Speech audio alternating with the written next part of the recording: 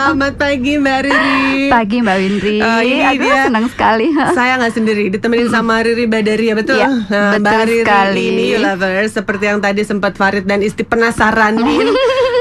Kayak apa sih? Aku penasaran. Katanya pengen tahu kalau suaranya Cassandra, Marimar itu sebenarnya yang ngisi kayak gimana sih? Ini dia orangnya. Iya, Nih, makasih juga udah diundang ke sini, senang banget. Mbak Riri, itu tahun berapa Mbak Riri? Kita reminisce dulu nih, inget itu. Ketahuan kalau udah bicaranya tahun berapa saya ngisi. Itu kira-kira bulan-bulan sekarang ini di tahun berapa ya? 94-an, 20 tahun yang lalu, Mbak. It's been 20 years old, 20 tahun Iya, yang lalu. aduh, my God. Nih, sebenarnya Mbak Riri boleh cerita sedikit nggak flashback gitu ya. Dulu itu awalnya Mbak Riri bisa tiba-tiba jadi Marimar.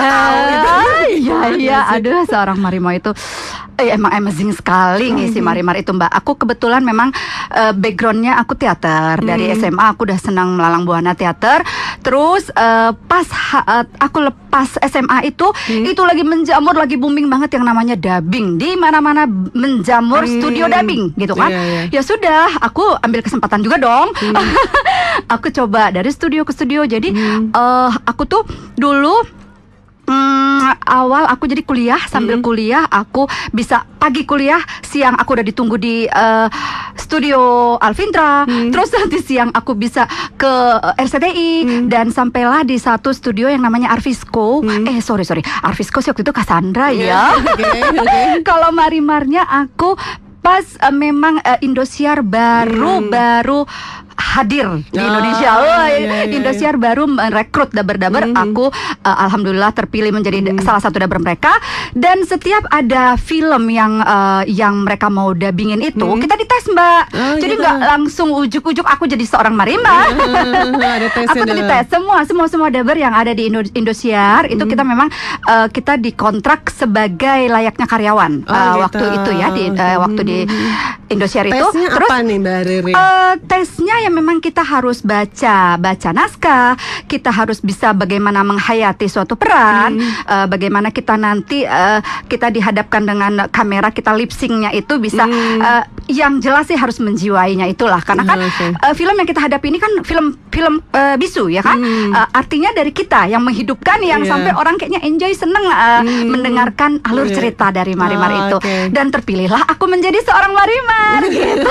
Tapi sebenarnya basicnya sendiri kan berarti kalau memang tadi ya dari zaman SMA terus pas lagi kuliah, kok ya tiba-tiba gitu seorang anak SMA, anak kuliahan, basicnya sebenarnya apa nih gitu? Apa ada pendidikan tertentu atau kursus apa atau ikut pelatihan apa? Ya, kebetulan alhamdulillah memang dikasih talenta dari Allah kali ya.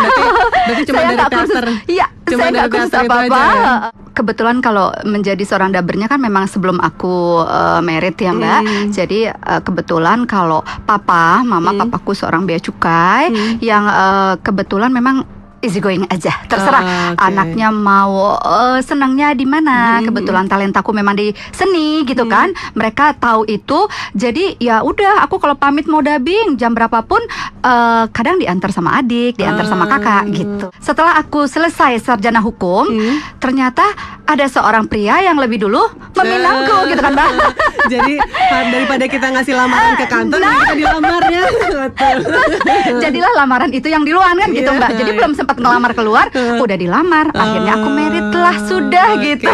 Tapi nih ngomongin soal married, aku biasa kepo anaknya. Siapa sih akhirnya yang bisa meminang seorang Marimar Cassandra ini? Nah itu dia. Sebetulnya nggak jauh-jauh, dunianya sama. Kita memang di bidang seni juga. Jadi mantan pacarku itu adalah kalau zaman dulu sutradaranya kalau di dubbing ini pengarah dialog ya, Mbak. Jadi dialog. Dia namanya Sahmat Laode. Dia pengarah dialogku waktu zaman Cassandra. Jadi disitulah pada pandang pertama. Jadi di situ di Cassandra itu yang mempertemukan. Terus akhirnya kita sama-sama hijrah ke Indosiar. Aku daber dan dia terus meniti karir.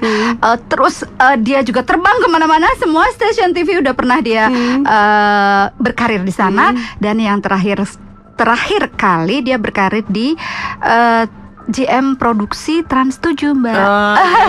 Jadi inilah yang berhasil melamar seorang Marimar ya, Cassandra mantan ini pacar tuh. Nah setelah akhirnya terjadi pernikahan nih Mbak Riri, untuk karir dabernya sendiri terus bagaimana nih kelanjutannya? Iya. Jadi kebetulan waktu saya dubbing Marimar, memang saya di tengah-tengah ngisi itu saya merit, terus lanjut masih nggak apa-apa. Setelahnya juga saya masih berperan sebagai seorang dubber gitu kan, masih lari-lari sana sini studio. Okay. Sampai akhirnya suami membuat komitmen nih. Jadi Bunda mau sampai kapan nih gitu kan? Oke, kita bikin komitmen, saya boleh berlaku menjadi seorang dubber sampai sebelum saya punya anak. Oke. Kita patuhi komitmen itu, dan akhirnya seorang Riri harus melahirkan seorang anak. Itu setelah berapa tahun pernikahan? Cepet sih Mbak. Padahal maunya agak ntar gitu. Iya, agak ntar. Enggak juga 2 tahunan lah. 2 tahun. 2 tahun. Berarti Jadi selama 2 tahun. sebetulnya langsung. Setelah nikah saya kebetulan alhamdulillah hamil, tapi mungkin waktu itu belum dikasih, dan 2 tahun kemudian saya baru dikasih. Mungkin Jadi pada waktu itu masih suaranya masih dibutuhkan. iya kali ya. Jadi 2 tahun setelah itu baru saya melahirkan seorang anak, dan komitmen itu sudah harus dijalankan gitu kan. Riri masih ingatkah kamu? Sedih banget gitu kan, masih cinta sekali sama menjadi seorang dubber itu tadi ya, sudah menyatu. Terus ya itu tadi senangnya ketika saya ngisi seorang Thalia Como, aduh si cantik jelita itu suaranya suara aku gitu kan, aduh jadi kayaknya ikutan cantik gitu. Nah terus ya sudah, akhirnya saya harus komit dengan tidak lagi menjalankan profesi sebagai dubber. Saya harus intens di rumah mengurus suami dan anak gitu ya, sampailah anak ketiga. Tapi suami saya nggak stream amat sih, masih boleh kalau kira-kira tidak mengganggu urusan rumah tangga, yang misalnya sehari nggak sampai seharian aku selesai gitu kan, atau hanya iklan-iklan. Nah kalau iklan kan hanya sebentar-sebentar tuh Mbak. Ya sampai saat ini pun aku masih kalau memang suami izinkan, aku masih mau. Kedepannya pengen apa lagi nih yang pengen dicapai oleh seorang Mbak Riri? Aku sih sekarang untuk kehidupan ke depan ngalir aja Mbak Witri. Aku akan menjadi seorang Riri yang berprofesi sebagai seorang ibu rumah tangga. Berarti aku harus komit di situ. Aku harus menghantarkan anak-anakku untuk menjadi seorang anak yang mandiri, anak yang sukses, di mana kesuksesan itu harus diraih anak sampai apa yang dicita-citakannya tercapai, dan itulah kepuasan dan kesuksesan untuk milikku juga gitu. Jadi kayaknya simpel aja, aku nggak kepingin apa-apa lagi. Sekarang aku ingin mengantarkan anak-anak aja untuk kesuksesannya, dan juga sukses untuk suamiku tentunya. FM 94,7